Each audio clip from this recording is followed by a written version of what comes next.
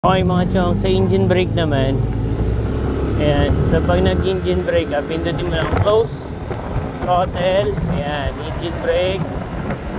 So, okay, nararamdaman nyo, kahit hindi ka pumreno,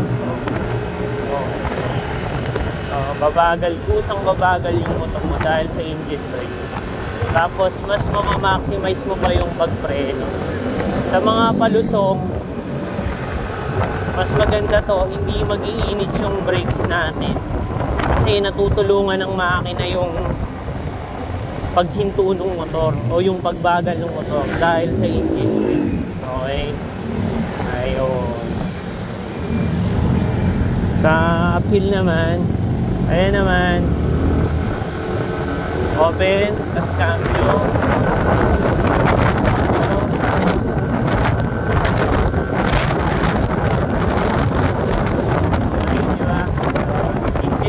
Close. Okay. Ayan. Close.